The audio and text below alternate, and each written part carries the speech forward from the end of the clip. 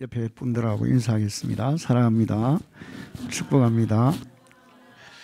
오늘 못 보던 우리 부부가 있어요.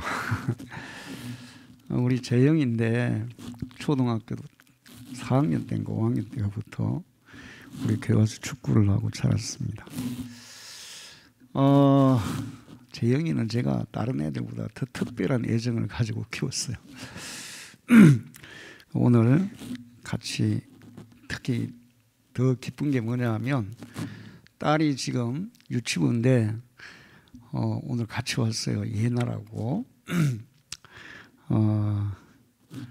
우리 유치부가 계속 아이들을 믿음으로 잘 기르는 그런 기관이 될 수 있도록 기도해 주시고 우리 재영이 가정에도 하나님의 큰 복이 임하기를 기도해 주시기 바랍니다. 제가 오늘 이 마스크를 썼는데 감기가 들어 쓴 게 아니고 임플란트 수술을 했어요. 그럼 이 말이 약간 세죠. 이 발음이 이게 옆에 이거 지금 이제 했는데 제가 이 이빨을 생각하면 하나님께 정말 감사해요. 대학원을 다닐 때 이빨이 안 좋아서 치과를 서울에 있는 학교에서 하는 치과를 갔더니 간호사가 하는 첫 마디가 아우 베리 푸어 이렇게 하더라고요. 이빨을 보더니 정말 이빨이 너무 안 됐다고 불쌍하다고. 그때는 이빨을 치료할 여유가 전혀 없었어요. 그래서 이제 제대로 관리를 못했죠. 그러다가 우리 교회 이제 개척을 하고 그 다음에 3층을 짓고 3층을 1년 만에 다 짓고 나니까 머리가 하얗게 되더라고요. 그리고 나서 여러 가지 IMF 오고 그런 힘든 과정을 거치면서 제가 30대 후반에 하루에 단번에 그냥 한꺼번에 이빨이 8개가 빠졌어요.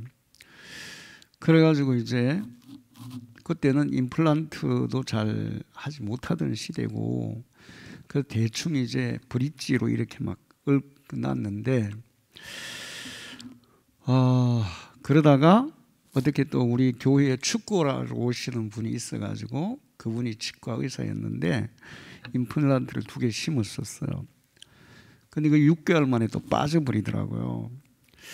그래서 이 때문에 굉장히 고민을 많이 했습니다.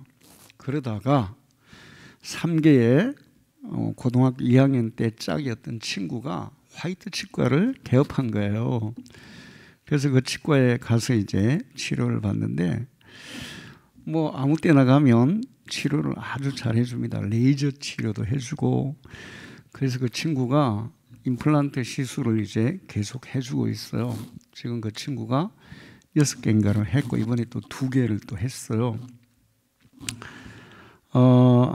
근데 중요한 것은 그 친구가 그냥 나한테 공짜로 해주는 거예요. 사람들이 고등학교 친구가 나한테 임플란트 공짜로 해준다 그러면 안 믿어요. 다 친구라고 어떻게 공짜로 해주나. 그 부품값은 다 받는 거 아니냐. 이 친구는 한 푼도 안 받고 해줍니다.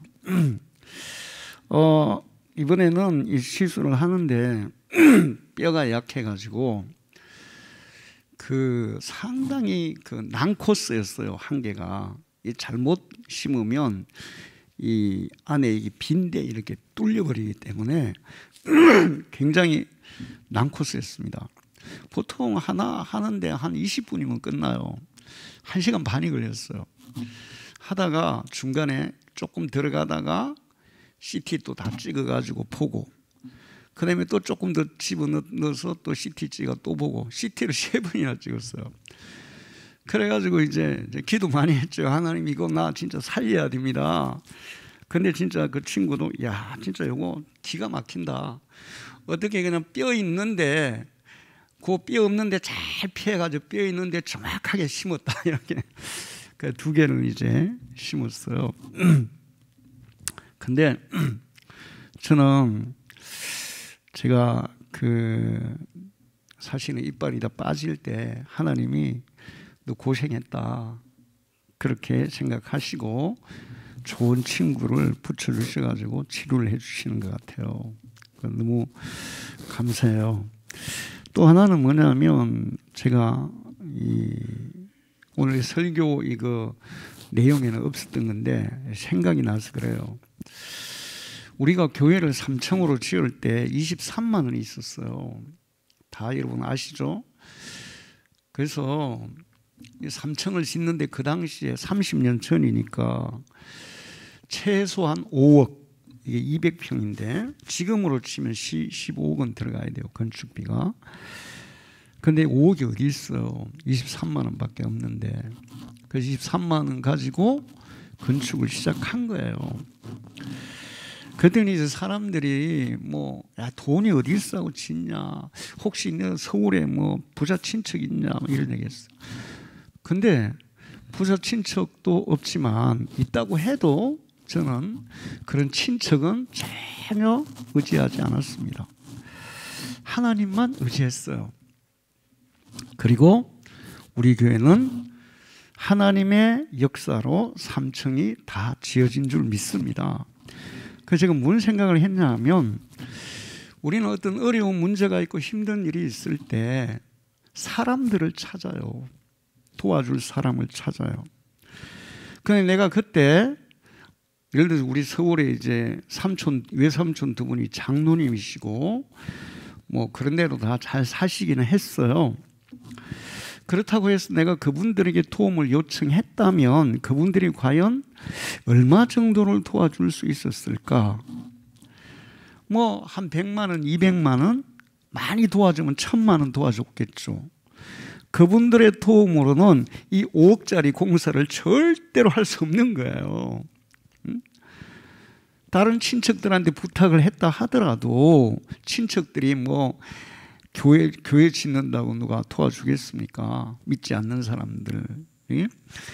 도와준다 하더라도 기껏 뭐 몇십만 원, 많이 도와주면 100만 원, 진짜 막 제대로 도와주면 한 1000만 원 도와주겠죠? 그거 가지고는 이 5억짜리 공사를 절대로 해낼 수 없어요. 근데 하나님은 하시더라고요. 할렐루야. 제가 이 얘기를 왜 하냐 하면 오늘 설교 말씀과 연결이 돼서 하는데 정말 그 야베스가 너무 힘들고 고통스럽고 어려운 가운데서 사람을 의지하지 않고 다른 인간적인 것을 의지하지 않고 하나님만 온전히 의지했기 때문에 그 마지막은 야베스가 하나님이 그가 구하는 모든 기도를 들어주셨고 그에게 복을 주셨고 그리고 그 집안에서 가장 존귀한 사람이 되도록 하셨다. 그렇게 말씀하고 있어요. 여러분이 이런 복을 누리시기를 축원합니다. 미국의 어느 작은 도시의 시립병원 앞에 6개월 된 아이가 버려져 있었어요.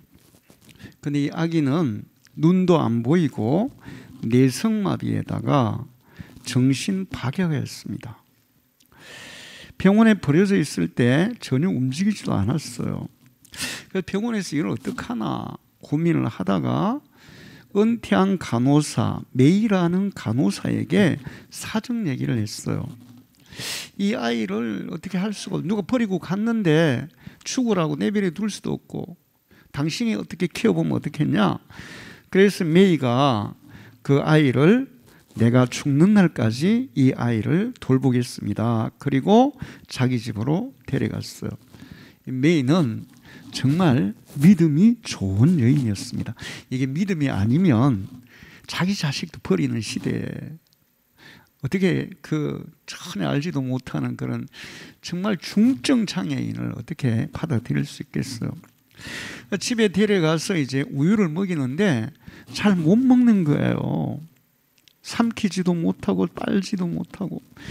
그래서 정말 어렵게 우유를 먹이고 매일같이 팔다리 그다음에 뭐 온 데를 주무르고 얼굴을 막 만지고 그다음에 안마하고 또 이렇게 품고 또 애가 듣든지 못 듣든지 얘기도 해주고 노래도 들려주고 그렇게 몇 년을 정성으로 돌봤어요. 그런데 아이가 움직이지도 않고 말도 못하고 숨만 쉬는 거죠. 전혀 이제 이 초짐이 좋아질 초짐이 안 보이니까 그때부터 메이가 이거는 사람이 할 수 있는 일이 아니구나. 그래서 하나님 앞에 정말 간절히 눈물로 기도를 했어요. 하나님, 이 아이에게 기적을 베풀어 주십시오. 그러면서 막 온갖 치료를 다 해봤습니다. 그런데도 아무 변화가 없는 거예요. 18살이 된 거예요. 남편도 자녀들도 친척들도 야, 할 만큼 했으니까 이제 포기해라. 응? 포기하면 걔는 죽는 거죠. 이제 포기하라는 거예요. 근데 메이는 나는 이 아이를 끝까지 내 살아 생전에 책임진다고 했어요. 포기할 수 없습니다. 그러면서 더 간절히 하나님께 매달렸어요. 하나님, 이 아이에게 기적을 주십시오. 성경에 있는 하나님의 기적을 믿습니다. 주님이 죽은 자도 살리셨고 식물 인간들도 일으키지 않았습니까? 이 아이에게도 그런 기적을 주십시오.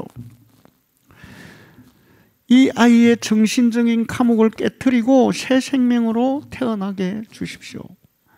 기도했어요. 그러던 어느 날 이렇게 있는데 이 아이 이름을 레슬리라고 지었어요. 레슬리가 손가락으로 기타줄을 한번 땅 탱기는 거예요.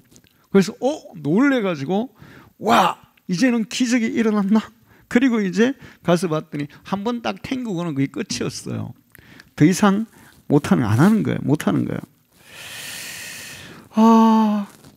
그때 메이가 그래, 이 아이에게 하나님의 기적이 필요하고 하나님의 기적이 일어날 텐데 이 아이에게는 음악적인 치료가 굉장히 중요한가 보다.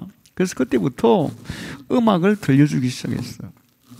그냥 계속 음악을 들려주고 하루 종일 음악을 들려주고 그 다음에 이 아이가 알든 모르든 피아노 이 건반에 갖다 앉혀놓고 손가락으로 이렇게 피아노 건반을 하나씩 이건 도야 레야 이렇게 막 짚어주면서 이제 아이에게 그렇게 했어요. 그런데 어느 날 새벽이었습니다.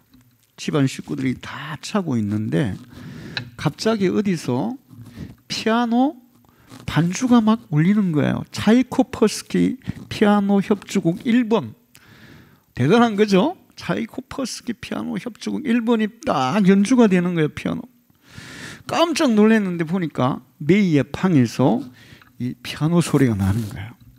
달려갔어요. 그 레슬리의 방에서 메이가 막 달려가 보니까 이 레슬리가 환하게 웃으면서 막 피아노를 치고 있는 거예요.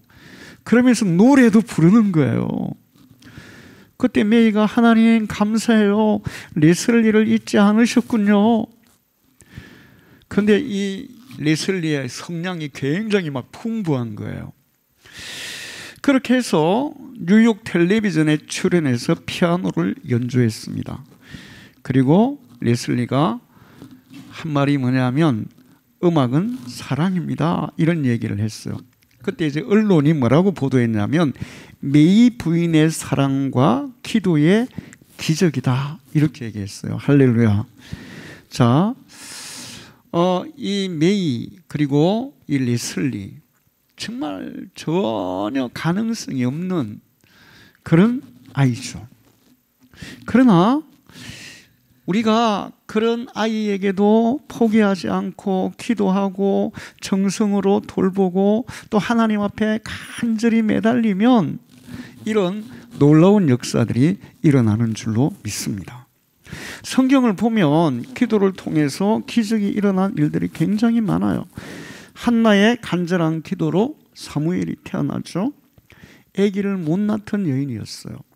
그 당시에는 오늘날처럼 불임 시술 뭐 이런 것도 없는 그런 시대. 못 낳으면 못 낳는 거예요. 근데 기도했더니, 정말 간절히 기도했더니 하나님이 사무엘이라는 위대한 아들을 주셨고, 덤으로 또 5명을 더 줬어요. 할렐루야. 에스더와 이스라엘 백성들은 바벨론에서 다 몰살당할 위기를 당했습니다. 하만 국무총리가 이스라엘 백성들에게 이 원한을 가지고, 적개심을 가지고 다 죽이려고 그랬어요. 왕의 명령까지 다 받았어요. 그때 에스더와 이스라엘 백성들이 하나님 앞에 정말 목숨을 걸고 기도하죠. 어차피 죽을 거니까 목숨 걸고 금식하고 기도했어요. 그리고 하나님은 그것을 뒤집어서 역전시켜서 이스라엘을 죽이려고 했던 하만은 죽게 하고 이스라엘 백성들은 안전하게 보호해 주시는 역사가 있은 줄로 믿습니다. 엘리야가 간절히 기도할 때 3년 6개월 동안 비가 오지 않던 땅에 비가 내렸어요. 수르보니게 여인이 간절히 기도할 때 이 병에 걸려 죽어가던 딸이 치료된 줄로 믿습니다. 그 외에도 뭐 성경에 기도해서 응답받은 얘기들은 수없이 많아요. 근데 성경뿐만 아니라 기독교 역사에서 또 오늘날 많은 신자들의 신앙생활 속에서 기도해서 응답받은 역사들은 수없이 많아요. 저도 지금 그 책을 이제 올해는 꼭 내려고 그러는데, 그동안에 쭉 예수 믿고 신앙생활하고 교회 이렇게 개최하고 지나오면서 하나님 앞에 기도하고 하나님의 응답하신 그런 기적들이 엄청나게 많습니다. 정말 하나님은 우리의 기도에 응답하시는 분이고 살아계신 분인 줄로 믿습니다. 오늘 야베스가 하나님 앞에 기도해요. 야베스가 어떤 사람이냐? 이스라엘 백성 유다 지파의 후손이었어요. 어머니가 야베스를 낳을 때 굉장히 난산을 했습니다. 너무너무 힘들게 낳았어요. 그래서 힘들게 낳다 보니까 엄마도 너무 고생했지만, 자칫하면 옛날에는 뭐 난산으로 죽는 경우들이 있었잖아요. 라헬도 죽었잖아요. 근데 엄마만 힘든 게 아니라 이 난산으로 태어난 아이들도 다 약한 거예요.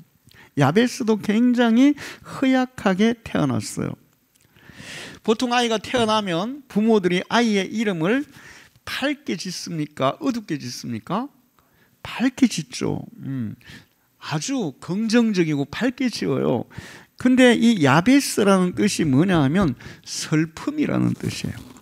엄마가 너무 힘들게 낳았고 아이도 너무 약하고 허약하고 하니까, 야, 그래, 너는 정말 엄마에게도 너에게도 참 슬픔이다. 슬픔이라는 뜻의 야베스라는 이름을 지어줬어요. 성경에 보면 엄마들이 아기를 낳으면서 너무 힘들게 낳거나 아니면 아기를 낳으면 죽거나 그럴 때 아이들의 이름을 엄마가 아주 그 한탄스럽게 짓는 게, 라헬이 베냐민을 낳을 때 낳다가 죽잖아요. 마지막에 숨이 떨어지기 전에 베냐민의 이름을 베논이라 그랬어요. 베논이 뜻이 뭐냐면 나의 슬픔의 아들이다.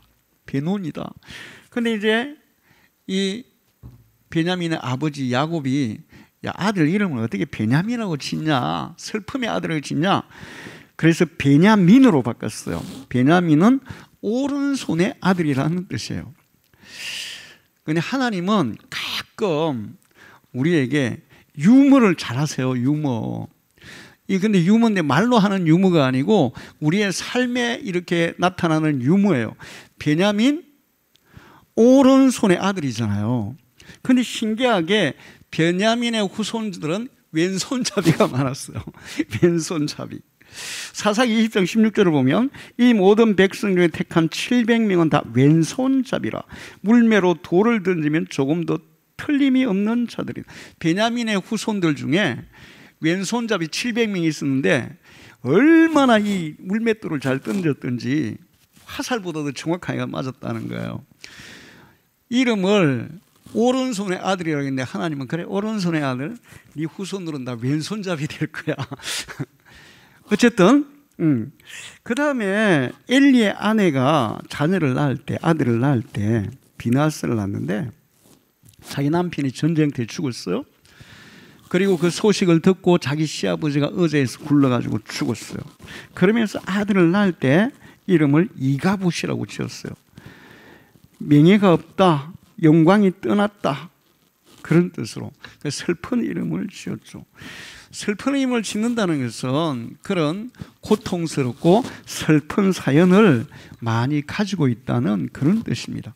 그럼 야베스는 태어날 때부터 존귀하게 그 다음에 또 아주 영광스럽게 좋은 집안에서 부유하게 그렇게 태어난 게 아니고 이름이 슬픔이라고 할 정도로 고통스럽고 힘들게 태어나서 자라는 그런 사람이었다는 것입니다. 그런데 이 야베스의 아픔과 슬픔과 고통이 과연 축복이었을까요? 저주였을까요? 어떻게 생각하세요? 사람들은 살아가면서 힘들고 어려운 일이 당하면 저주받았다고 생각해요. 그런데 저주와 축복은 우리가 그 사실을 그것을 어떻게 받아들이느냐에 따라서 달라지는 거예요. 받아들이는 각도에 따라 달라지는 거예요. 아무리 저주스러운 그런 환경과 상황이라고 해도 그것을 축복으로 받아들이면 그 좋지 않은 상황이 우리에게 축복의 발판이 되는 줄로 믿습니다. 그것을 그냥 저주로 받아들이고 그것을 고통으로 한탄으로 받아들이면 그건 진짜 저주가 되지만 그것을 축복의 도구로 기회로 받아들이면 그것은 축복의 도구가 될 줄 믿습니다. 야베스는 오늘 기도 내용이 나오는데 그의 환난과 고난을 기도의 기회로 삼았어요. 환난과 고난이 많았기 때문에 더욱 하나님을 의지할 수밖에 없었다는 것입니다. 할렐루야.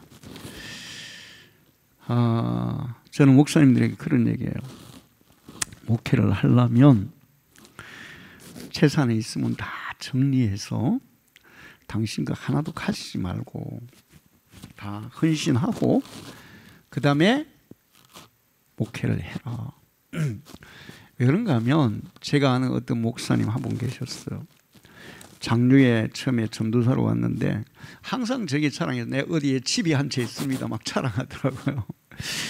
근데 이분은 항상 그 집을 생각하는 거예요. 가다가 좀 목회가 힘들잖아요. 그러면 그만둬.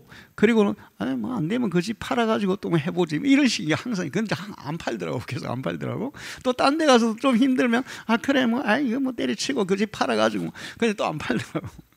계속 그렇게 가는 거예요. 야베스는 자기의 환난과 고난과 힘든 것을 하나님을 의지하는 기회로 삼았어요. 할렐루야. 환난과 고난이 있기 때문에 하나님을 의지할 수밖에 없는 거예요. 사실 부자들, 잘 사는 사람들, 지위가 높은 사람들, 인생이 즐거운 사람들은 예수 믿기 쉬울까요? 어려울까요? 정말 어려워요. 안 믿어요. 안 믿어도 천국인데 뭐. 응? 안 믿어도 천국이라고 생각해요. 근데 그 사람들은 예수를 믿어서 우리의 현실의 눈으로 드러나는 그런 뭐 축복의 증거들 그것만 보고 예수를 평가하는데 사실은 눈으로 드러나는 그런 증거들도 있지만 드러나지 않은 우리의 내면에 주어지는 하나님의 은혜는 그거는 말로 표현할 수 없는 거예요. 할렐루야. 자, 고난이 있고 힘든 일이 있고 어려움이 있는 것이 하나님을 찾을 기회가 되고 그러면 그것은 우리에게 축복의 발판이 되는 거예요. 예수님은 마태복음 9장 35절을 보면 예수께서 모든 도시와 마을에 두루 다니사 그들의 회당에서 가르치시며 천국 복음을 전파하시며 모든 병과 모든 약한 것을 고치시니라. 예수님이 부자들 찾아갔어요? 가난한 자를 찾아갔어요? 건강한 사람 찾아가 병든 사람 찾아갔어요? 버림받은 사람 찾아갔어요? 사람들에게 막 환영받는 사람 찾아갔어요? 지금도 마찬가지예요. 하나님은 그런 사람들을 찾아오십니다. 우리 인생의 그런 어려운 것들이 하나님을 만나는 기회가 된다는 사실을 기억하기를 축원합니다. 그래서 바울은 자기가 연약한 것이, 자기가 약한 것이 도리어 하나님의 은혜요 축복이다, 그렇게 고백했어요. 태어날 때 힘들게 태어났고 몸도 연약하고 가정도 또 부유하지 못하고 가난하고, 그러다 보니까 그 야베스의 기도에 그게 다 들어있어요. 부자면은 하나님 내 땅을 넓혀주세요, 이런 기도 하겠어요, 안 하겠어요? 땅 많은 사람이 그런 기도 안 해. 환난을 벗어나, 힘들고 어려운 일이 없으면 환난을 벗어나, 이런 기도 하겠어요, 안 하겠어요? 안 하죠. 그 어려움과 힘든 게 많았다는 거예요. 그 어려움과 힘든 것 때문에 야베스는 온전히, 그래, 내가 여기에 벗어날 수 있는 길은 하나님을 의지하는 것이야. 하나님이 나에게 도움을 주셔야 돼. 어떤 사람이 도움을 준다면 조금은 주겠죠. 근데 완전히 지금 진짜 우리가 이게 23만 원으로 건축할 때 우리 뭐 외삼촌이나 친척들이 줬다면 얼마 주겠어요? 5억을 누가 주겠어요? 그때 5억 가진 사람도 없었어요. 서울의 집값도 5억도 안 했다고요. 그때 이렇게 해도 비싼 집이었는데. 하나님이 주셔야 이 문제가 근본적으로 해결되는 거예요. 할렐루야. 그래서 야베스는 자기의 어려운 그 과정을 하나님을 의지하는 도구로 삼았다. 야베스가 이스라엘 하나님께 나에게 복을 더해 주시고, 잘 살았으면 이런 기도 하겠어요, 안 하겠어요? 안 하죠? 내 영토를 넓혀주시고, 땅이 많으면 이런 기도 하겠습니까? 땅도 없어. 주님 손으로 나를 도우시어 불행을 막아주시고, 불행한 일이 없다면 이런 기도 안 하겠죠? 고통을 받지 않게 하여 주십시오. 고통이 없으면 이런 기도 안 하는 거예요. 그러니까 가난하고 몸도 약하고 땅도 없고 정말 보잘것없어. 그래서 이 야베스는 그런 가운데서 하나님 앞에 기도했어요. 답답한 사람이 뭐를 판다? 우물을 파죠. 뭔가 결핍이 있고 부족함을 느낄 때 사람들은 구하게 되고 찾게 되고 두드리게 되는 거예요. 할렐루야. 자, 이제 야베스의 기도를 통해서 우리가 배워야 될 게 있어요. 우리도 어떻게 기도해야 될까? 그러면 우리가 하나님께 막 기도하죠. 그런데 야베스의 기도를 통해서 하나님 앞에 기도해서 응답받는 기도를 해야 될 거 아니에요. 여러분, 많은 사람들이 목사님 나 기도하는데 하나님 내 기도는 안 들어주세요, 막 이런 얘기해요. 그래서 하나님이 없다 그래. 하나님 내 기도 안 들어주시는 분 보니까 하나님 안 계셔. 근데 그 사람 기도는 안 들어주시면 나는 지금까지 하나님 앞에 기도했을 때 단 한 가지도 안 들어주신 게 없어요. 할렐루야. 응? 목사님 그거 진짜예요? 진짜예요. 왜 그런가 하면 제가 이것을 구했어요. 근데 하나님은 이걸 주는 게 아니라 나중에 보면 이걸 주더라고요. 내가 구한 것보다 항상 더 좋은 것으로 예비하고 계시더라고요. 할렐루야. 자, 그래서 우리가 기도하면 하나님이 반드시 주시는데 어떻게 기도해야 되는가가 중요해요. 응답받는 기도가, 조지 뮬러는 5만 번 이상 기도에 응답을 받았다. 매일같이 그냥 순간순간. 우리도 그런 응답을 받을 수 있는데 야베스처럼 기도하면 그런 응답을 받을 수 있어요. 첫 번째, 야베스의 기도는 항상 겸손한 기도였어요. 자기가 약했기 때문에 교만할 수가 없었어요. 가난했기 때문에 교만할 수가 없었어요. 항상 하나님 앞에 겸손히 엎드렸어요. 마태복음, 누가복음 18장을 보면 바리새인과 그 다음에 세리의 기도 얘기가 나와요. 바리새인이 이렇게 기도해요. 하나님이여, 나는 다른 사람에게 토색, 불이익 또 간음을 행한 자를 갖지 않습니다. 응? 나는 그런 죄를 짓지 않아 감사합니다. 나는 일에 2번씩 금식하고 소득의 11조를 드립니다. 그러면서 막 자랑스럽게 이렇게 막 손을 들고 사람들 앞에, 그건 일종의 뭐예요 그게? 자기 자랑의 자랑. 사람들이 나 이런 사람이야, 이런 기도를 하고 있어요. 가끔 가다가 제가, 우리 교회는 절대로 안 그렇지만 어떤 교회를 가보면 장로들이 막 기도가 아니라 자기 자랑하는 기도를 하는 경우들이 있더라고요.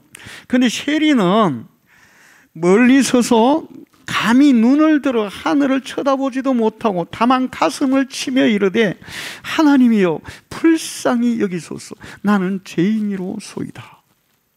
하나님 나를 불쌍히, 하나님 나는 정말 가난하고 나는 연약하고 나는 병들었고 나는 정말 힘듭니다. 하나님이 도와주시지 않으면 제가 이것을 이겨낼 수가 없습니다.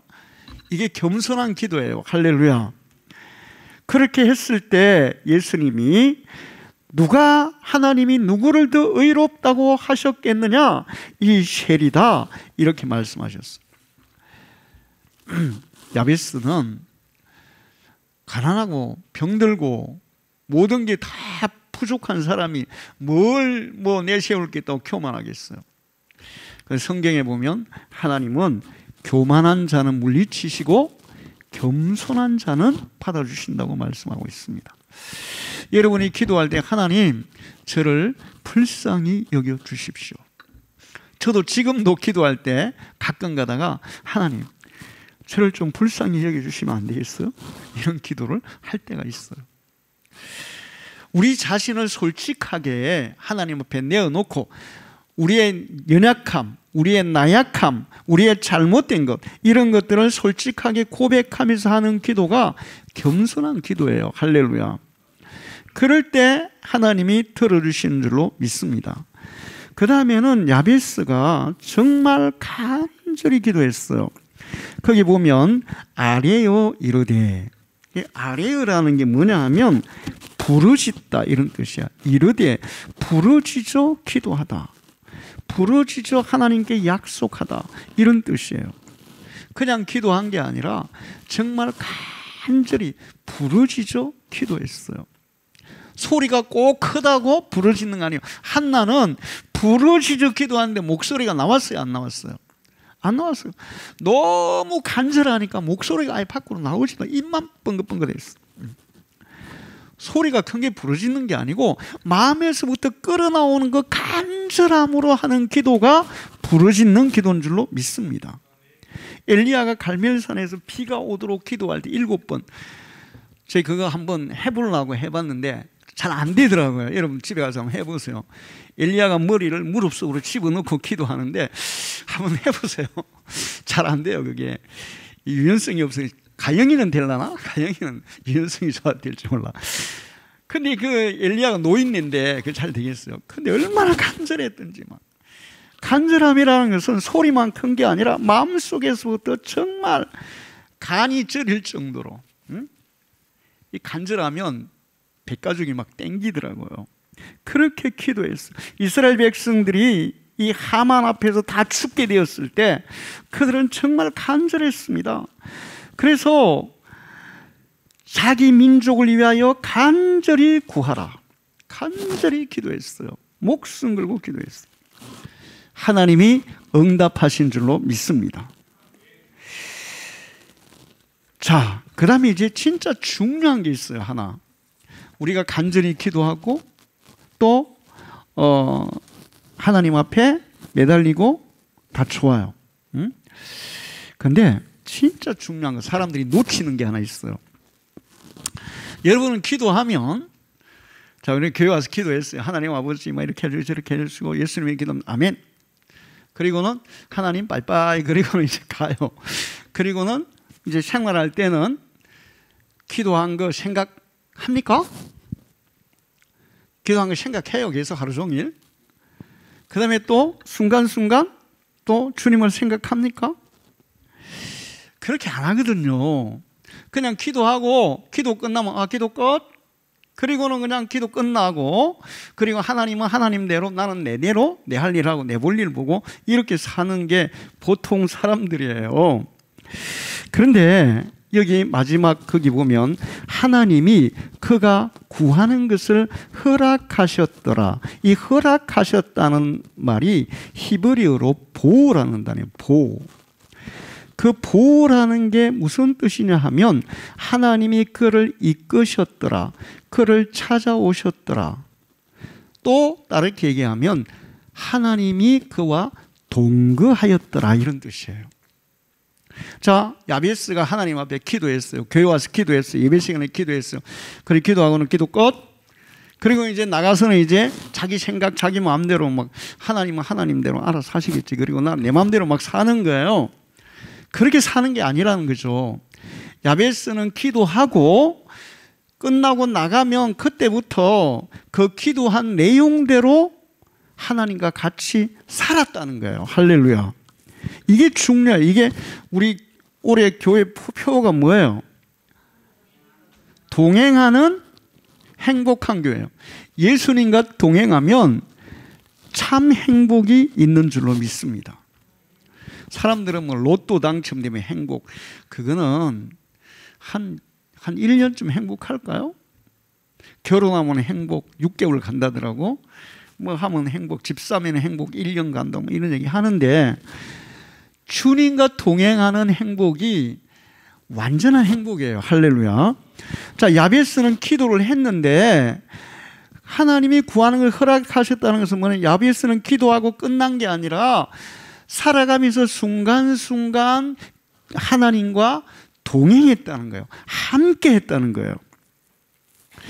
하나님을 찾다가 기도 끝나면 하나님도 빠이빠이 하고, 그리고는 이제 내 뜻대로 살다가 또 기도할 필요가 있으면 또 기도하러 와서 기도하고 또 하나님 빠이빠이 하고, 그게 아니라 기도하고 나서 일어나서 그 다음에 나가서 살아가는 그 순간순간 계속 하나님을 생각하고 바라고 기도하고 생활했다는 것입니다. 할렐루야. 응답받는 기도의 가장 중요한 것은 기도하고 끝, 이게 아니라 그 순간순간 계속해서 하나님과 함께하는, 그것이 진짜 기도예요. 할렐루야. 그런 기도의 삶을 살아가기를 축원합니다. 자, 야베스의 기도를 들어주신 하나님, 우리의 하나님이죠. 야베스만 그렇게 축복하시는 분이 아니고 우리도 그렇게 축복하시는 분이에요. 그 하나님은 우리의 슬픔을 기쁨으로 변화시켜요. 야베스의 슬픔과 고난과 환난을 기쁨으로, 영광으로, 존귀로, 축복으로 변화시켜 주신 줄로 믿습니다. 시편 30편 11절을 보면 주께서 나의 슬픔이 변하여 내게 춤이 되게 하시며 나의 베옷을 벗기고 기쁨으로 띠띠우셨나이다. 무릇 시온에서 슬퍼하는 자에게 화관을 주어 그 죄를 대신하며 기쁨의 기름으로 그 슬픔을 대신하며 찬송의 옷으로 그 근심을 대신하시고, 그렇게 말씀하고 있어요.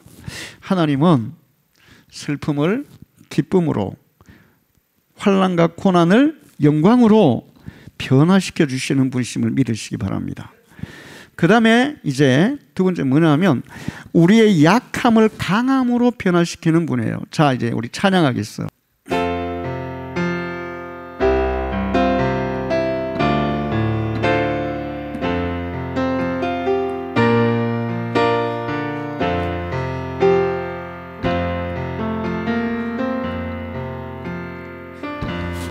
약할 때 강함 대신에 나의 보배가 되신 주 나의 모든 것, 주 안에 있는 보물을 나는 포기할 수 없네. 주 나의 모든 것, 예수는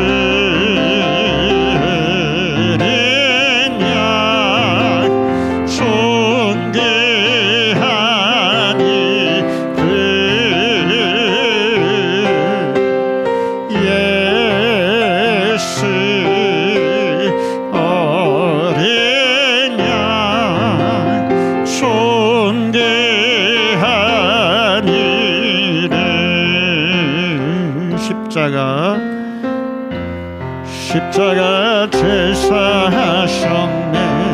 주님의 이름 찬양해. 주 나의 모든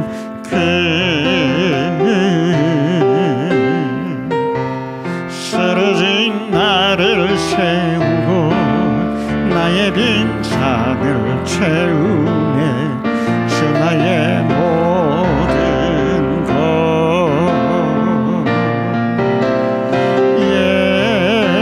예수 어린 양 존귀한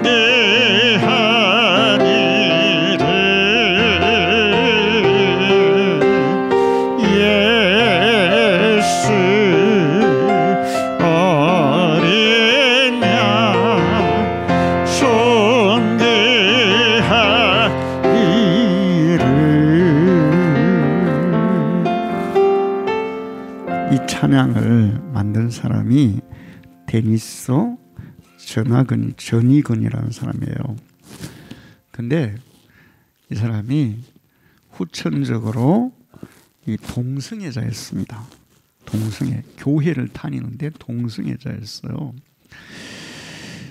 그래서 교회를 가면 하나님 앞에 죄스럽고, 근데 동성애를 끊고 싶어도 안 되고, 그러면서 정말 힘들었어요. 근데 이 데니스 전이건이 이 반주를 잘했거든요. 그래서 찬양단에 들어간 거예요. 동성애자인데 찬양단에 들어간 거예요. 한 번은 이렇게 찬양단하고 항상 이제 죄책감이 있는 거죠. 그런데 그 찬양할 때 리더가 아까 강수처럼 중간에 뭐 멘트를 하잖아요. 멘트가 그런 멘트를 했어요. 하나님은 내 모습 그대로를 사랑하신다. 그러니까 자기가 이제 막 항상 죄책감에 쌓여 있는데, 와, 그래, 나 같은 동성애자도 하나님이 사랑하시나? 그 말에 이제 막 완전히 무너진 거예요. 그래서 막 펑펑 울었어요. 그리고는 이제 자기 친구에게 상담을 했으면, 내가 사실은 동성애자야, 나 이것 때문에 너무 괴로워. 그랬더니 그 친구가 답은 예수님이야, 내가 너와 함께 해줄게, 이렇게 얘기했어요. 그리고 나서 이제 그 데니스가 시편을 읽는데, 시편 51편 다윗의 시 있잖아요. 다윗이 우리아의 아내 밧세바를 범하고 하나님 앞에 회개하는 시잖아요. 다윗 남의 아내를 빼앗고 죽이고 얼마나 죄책감에 괴로웠을까. 눈물로 하나님 앞에 자기도 그걸 읽으면서 나 같은 동성애자도 하나님이 불쌍히 여기실까, 불쌍히 여기시지, 그래. 그러면서 막 기도했어요. 그러면서 이제 차츰차츰 그 동성에서 벗어나서, 완전히 벗어나서 결혼을 하고 아이를 9명을 낳았대요. 할렐루야. 9명을 낳고, 그 다음에 만든 것이 바로 약할 때 강함 대신에 예수 어린 양. 우리가 약할 때 우리에게 강함이 되셔서 우리가 스스로 극복할 수 없는 그것을 극복할 수 있는 능력으로 채우시는 그 예수가 우리 인생의 답이다. 그렇게 지금 노래하는 거예요. 할렐루야. 그리고 그 다음에 이제 이분이 동성애자들과 상담하고 동성애들을 치유하는 그런 사역을 한다는 거예요. 하나님은 참 오묘하신 분이에요. 때로는 실패한 사람들을 통해서 하나님께서 일으켜서서 그 실패한 사람들을 위로하게 하고 그 실패한 사람들을 돕게 하는 그런 일들을 하게 하시는 놀라우신 분입니다. 할렐루야. 그리고 하나님은 언제나 우리를 먼저 찾아오시는 분이세요. 여러분이 마음을 열어놓고 하나님을 받아들인다면 하나님이 찾아오셔서 야베스처럼 여러분과 함께 동행하시고 여러분의 기도를 이루시고, 그래서 여러분의 인생을 존귀하게 만들어 주실 줄로 믿습니다. 기도하겠습니다. 하나님 아버지, 감사합니다. 오늘도 저희들을 죄제단에 불러주시고 귀한 말씀 주셔서 감사합니다. 하나님은 야베스의 기도를 들어주셨습니다. 우리도 야베스처럼 기도하고 우리의 삶을 하나님께서 존귀하게 만들어 주시는 믿음의 사람들 되게 해 주시옵소서. 예수님의 이름으로 기도하옵나이다. 아멘.